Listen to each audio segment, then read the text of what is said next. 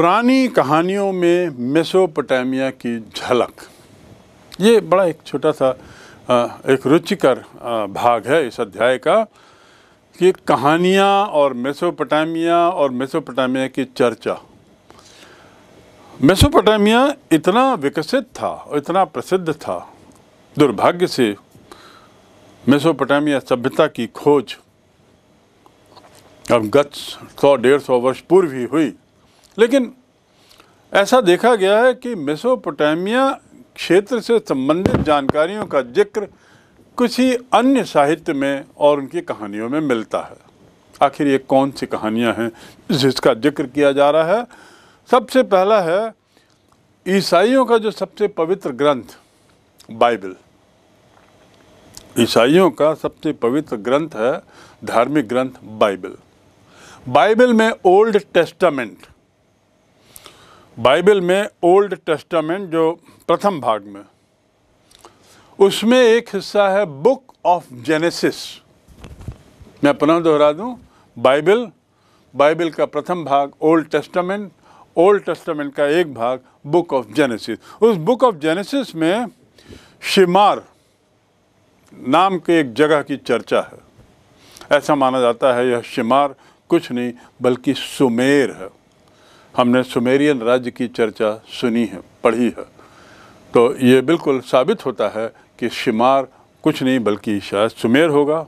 और इसमें सुमेर को ईंटों से बना हुआ शहर बताया गया है, यानी पत्थरों का उपयोग वैसे भी वहाँ नहीं था क्योंकि पत्थर नहीं थे, तो इसलिए ऐसा माना जाता है कि ये शिमार सुमेर ही है। और यूरोप के जो पादरी थे, जो ईसाई धर्म के धर्म प्रचारक, धर्म गुरु होते हैं, उनको पादरी कहा जाता है।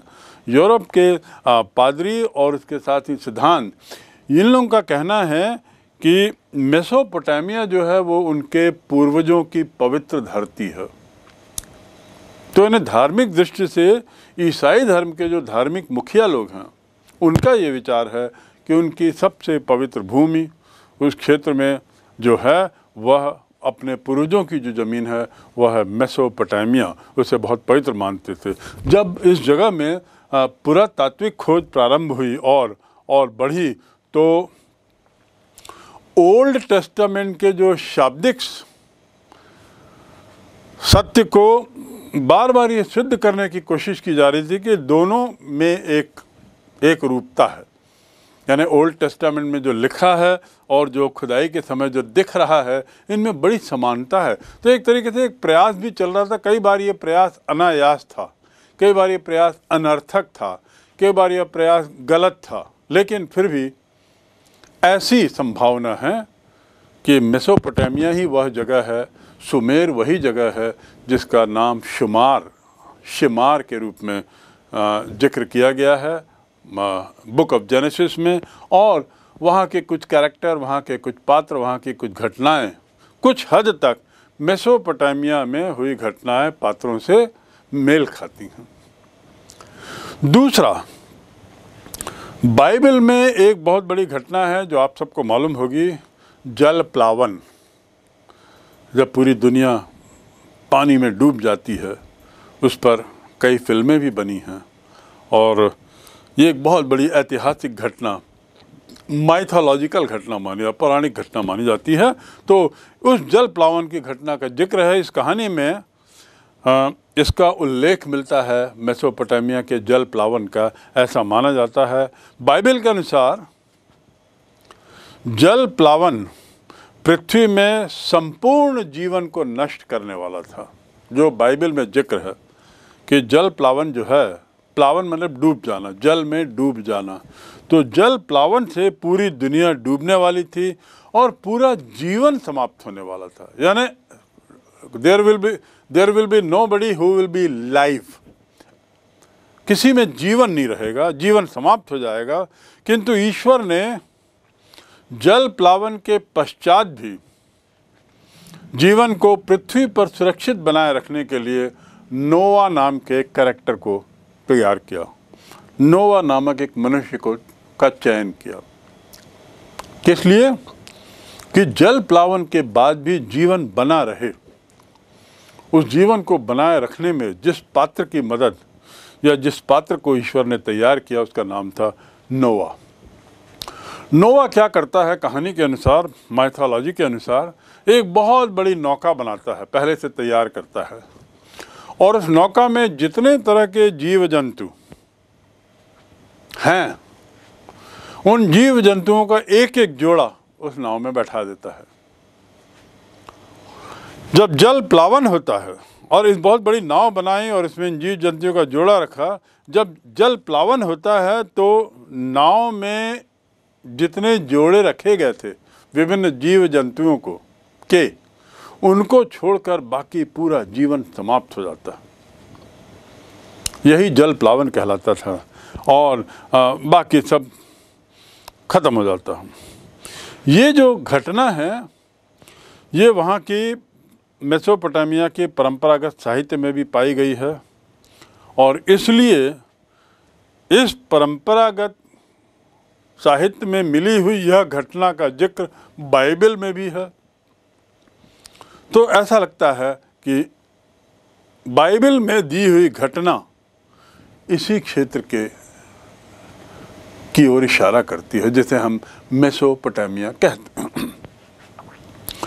इस कहानी के जो मुख्य पात्र को जीव शूद्र कहा गया और जीव शूद्र को दूसरा नाम दिया गया उत्ता पिष्टिम। जीव शूद्र या उत्ता पिष्टिम ये इस कहानी का मुख्य पात्र है। वो मुख्य पात्र और इसमें बाइबल में दी हुई घटनाओं में और घटनाक्रम में, चाहे वो जल प्लावन की घटना हो चाहे वो शिमार नाम हो, इससे ऐसा लगता है कि दोनों में कुछ सामंजस्य है। तो पुरानी जो कहानियां हैं उसमें ये सब जो बातें आ रही हैं ये निश्चित रूप से कई इतिहासकारों का कहना है मेसोपोटामिया की झलक देती हैं। मेसोपोटामिया की परंपरा उनकी कथाओं से दिखती है और वहाँ की परंपरागत कथाओं के अनुसार उस्क के शासक एन मरकर ने ही मेसोपोटामिया में सबसे पहले लेखन और व्यापार शुरू किया था। तो वह कौन सा शासक था जिसने लेखन भी शुरू किया और व्यापार भी शुरू किया? तो उत्तर है एन मरकर, जो उस्क का शासक था। एक अन्य परंपरागत कथा के अनुसार उस्क के राजा एन मरकर ने अपने राज्य के एक सुंदर मंदिर को सुसज्जित करने के लिए बहुत ही सुंदर लाजवर्द और रत्न धातु लाने के लिए एक दूत को अरट्टा नामक राज्य के शासक के पास भेजा। मैं पुनः दोहरा दूं कि जो राजा था एन मरकर, जिसने लेखन और व्यापार की शुरुआत की मेसोपोटामियन काल में, उसने जो एक मंदिर बनवाया उसको सजाने के लिए, सुसज्जित करने के लिए, उसको बहुत अलग बनाने के लिए उसे कुछ चीजों की जरूरत पड़ी, जैसे बहुमूल्य लाजवर्द और बहुमूल्य रत्न धातुएं जो अरट्टा नाम के राज्य में उपलब्ध थी। तो एन मरकर ने अपने दूत को अरट्टा नाम के राज्य के शासक के पास भेजा। दुर्भाग्य कि ये दूत अपनी बात को अरट्टा राजा को नहीं समझा पाया, क्योंकि भाषा अलग थी। और नहीं समझा पाने का परिणाम क्या हुआ कि जिस पर्पस से गया था, जिस उद्देश्य से गया था, वो पूरा नहीं हो पाया। तब क्या हुआ? तब राजा एन मरकर ने अपने हाथ से चिकनी मिट्टी की पट्टिका बनवाई और उस पर शब्द लिख दिए। उसने यह पट्टिका अरट्टा के राजा को दी। ये शब्द कीलाकार थे। इससे पता चलता है कि एन मरकर ने मेसोपोटामिया में सर्वप्रथम लेखन और व्यापार की शुरुआत की थी। ये इन्हीं पट्टिकाओं के माध्यम से हमको जानकारी मिलती है कि सबसे पहली शुरुआत एन मरकर ने की। और किस तरीके से इसकी शुरुआत हुई ये मैंने आपको बताया कि किस प्रकार उसे कुछ चीजों की जरूरत थी अपने मंदिर को सजाने के लिए। जिस राजा के पास उसने अपने दूत को भेजा वह राजा इनकी भाषा नहीं जानता था। परिणाम स्वरूप ये दूत वापस आता है और एन मरकर, जो उसका राजा था, उसको बताता है दिक्कत। जिस ऐसा सुनने पर एन मरकर क्या बनाते हैं, पट्टिकाएं बनाते हैं, और उसने उन पट्टिकाओं पर कुछ लिखा, कुछ शब्द लिखे और उसे राजा को प्रदान किया। ये कीलाकार शब्द थे। यहीं के लोग मिट्टी की पट्टिकाओं पर लिखा करते थे और उनकी लिपि कीलाकार हुआ करती थी, और इससे कुछ सांकेतिक जानकारी सामने वाले को मिल जाती थी और एक तरीके से कार्य संपन्न हो जाता था। पुरानी कहानियों में मेसोपोटामिया की झलक को लेकर एक विवरण और, जल प्लावन का विवरण आपने सुना ही, उसी प्रकार एक और रोचक विवरण है और वह है, उसका संबंध है गिलगैमिश से। गिलगैमिश नामक महाकाव्य से ये जानकारी मिलती है कि मेसो के लोगों को अपने नगर पर बहुत गर्व था। मेसोपोटामिया के जो लोग थे वे बड़े गौरवान्वित थे अपने शहरों के लिए, चाहे वो उरुक हो, चाहे वो प्लाश हो, चाहे दूसरे बेबीलोन हो, और उस पर बड़ा उनको घमंड महसूस होता था। ऐसा कहा जाता है कि गिलगैमिश जो एक पात्र है, गिलगैमिश ने राजा एन मरकर के पश्चात अनेक नगरों पर शासन किया। ऐसी साहित्य में इस बात का जिक्र है कि जब राजा एन मरकर खत्म हुए उसके बाद गिलगैमिश ने अनेक शहरों पर शासन किया और उस पर अपना साम्राज्य बढ़ाया। गिलगैमिश एक महान वीर था, बहुत बड़ा योद्धा था, वीर था, और दूर दूर के प्रदेशों पर उसने विजय प्राप्त की और अपना साम्राज्य बढ़ाया था। उसके साम्राज्य में जो नगर थे वहाँ के रहवासी को नगरों से प्रेम था। इस बात का जिक्र मिलता है कि गिलगैमिश किसी समय अपने एक बहुत शूरवीर मित्र को, जो उसका बहुत निकट का मित्र था, अचानक उसकी मृत्यु हो जाती है। गिलगैमिश बहुत हताश हो जाता है, बहुत निराश हो जाता है और बहुत दुखी हो जाता है। परिणाम कि एक तरीके से उसे संसार के माया मोह से मुक्त होने की इच्छा होती है और वो सोचता है कि आदमी मरता क्यों है। आपको याद होगा गौतम बुद्ध भी यही जानकारी खोजने के लिए निकले थे कि आदमी मरता क्यों है, आदमी बूढ़ा क्यों होता है। तो यही स्थिति कमोबेश गिलगैमिश की भी हुई और उसने निर्णय किया कि ये जो मेरा मित्र मरा है तो और अब समाप्त हो गया है, दुनिया से चला गया है, उससे मैं कभी नहीं मिल सकता, तो अमरत्व भी हो सकता है क्या अमर भी हो सकते हैं लोग? ऐसा क्यों संभव नहीं है? अमर होना भी संभव होगा, उसको खोजना पड़ेगा। तो अमरत्व की खोज में साहित्य के अनुसार गिलगैमिश निकल पड़ता है और अब पूरी दुनिया में यहाँ वहाँ घूमता है, दुनिया भर में खोजता है, लेकिन अमरत्व कभी मिलेगा? एक छोटी सी घटना भारत के परिप्रेक्ष्य में भी है कि जब गौतम बुद्ध तपस्या कर रहे थे एक पेड़ के नीचे, जब वो गौतम बुद्ध नहीं बने थे, बुद्धि प्राप्त होने के पूर्व जब वो तपस्या कर रहे थे, तो एक महिला रोते रोते उनके पास आई, उनकी तपस्या भंग कर दी। तो इन्होंने पूछा कि बताओ क्या हो गया? गौतम बुद्ध ने पूछा। महिला ने कहा मैंने अपना पितृ खो दिया है, मेरे पुत्र को जिंदा कर दो। मैं बहुत सुनी हूँ आपके बारे में, आपकी सुनकर निर्मल कीर्ति, आपको सिद्ध तपस्वी दान, आई हूँ तव चरणों में, दीजिए उसको जीवन दान।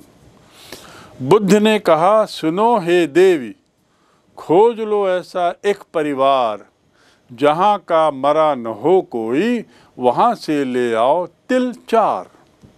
बुद्ध ने यही कहा कि ठीक है मैं इसे जिंदा कर दूंगा, तुम एक काम करो, आसपास शहर में जाओ और वहाँ एक परिवार, जिस परिवार में भी कोई ना मरा हो, वहाँ से तिल के 4 दाने ले आना, उस दानों से मैं इलाज कर दूंगा और आपका पुत्र जिंदा हो जाएगा। पर ऐसा हो सकता है क्या कि कोई भी परिवार में कोई मरा ही ना हो? महिला निराश होकर आती है और उसकी आंखें खुल जाती हैं। गिलगमेश ने पूरी दुनिया की यात्रा की इस खोज में कि अमृत कैसे मिले, और एक दिन वह अंततः निराश होकर वह अपने नगर उरुक पहुंच गया वापस।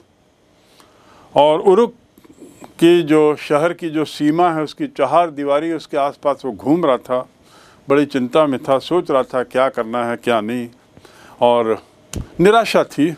अचानक उसकी नज़र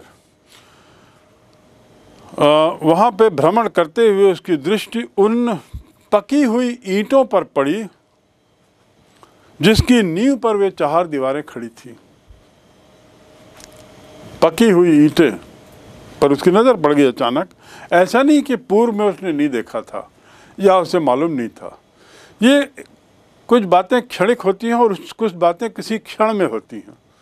तो उस क्षण में उसकी अचानक नज़र पड़ी उन ईंटों पर, और उसने महसूस किया कि ये ईंटें, इसी पर तो पूरी नींव खड़ी हुई है, नींव डाली गई है। इस बात की समझ के बाद वो थोड़ा भाव विभोर हो गया, और